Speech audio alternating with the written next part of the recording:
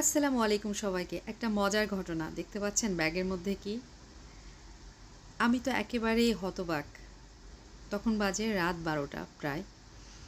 তো আমরা ২ জন মিলে মা-মেয়ে মিলে একটা রেস্টুরেন্টের সামনে। তো ওখানে যে বসতেই আমার মেয়ের ব্যাগটা খোলা ছিল। ঠিক ব্যাগের মধ্যে এসে একটা বিড়াল লাফ মেরে ঢুকে গেল। চিন্তা করতে পারছেন? মানে একটা অবাক ব্যাপার না? বিড়ালেরা হঠাৎ করে রাস্তা থেকে এসে যদি এভাবে ব্যাগের মধ্যে চলে যায়। তো যেই সে কিন্তু গ্লোমিং শুরু করে দিল, আমি তো দেখে কি বলবো আর যেটা মানে নিশ্চয়ই কারো পালা বিড়াল হবে।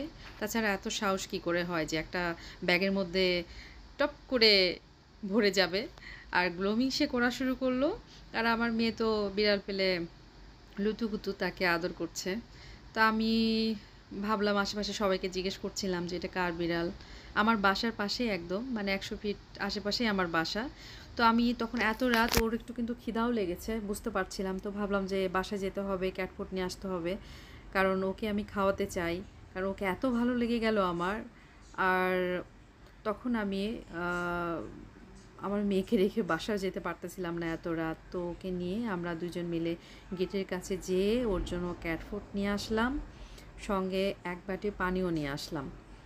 আর একটু বেশি করে নিয়ে আসছিলাম। তো ওকে আমি আবার ভাবছিলাম যে একটু খাওয়াই দিয়ে রেখে যাবো।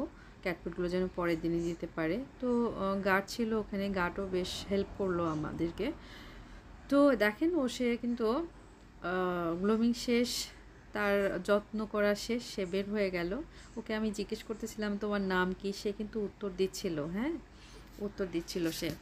তো যাই হোক পরে আমি দারোয়ানদেরকে জিজ্ঞেস করলাম, রূপায়ণের দারোয়ানদের এটা কাদের? তো বলল যে এটা হচ্ছে এই বাসারই মানে এই অ্যাপার্টমেন্টের ওরা দেশের বাইরে চলে গেছে ওকে রেখে। আরও বিড়াল হয়তোবা রেখে গেছে। তো ওরাই দেখাশোনা করে। তো মাঝে, মাঝে বাইরে আসে। তো শুনে তো আমার খুব মায়া লাগছিল। যাই হোক পরে আবার ওরা কোলে করে নিয়ে ভিতরে নিয়ে গেল। ওইটা দেখে আবার মনটা একটু শান্তি পেয়ে গেল। তো বাবা, আজকে একটা কি নাম মজার ঘটনা। তোমার? বাবা, কি নাম তোমার? তাই? সে বললো তার নাম। আচ্ছা,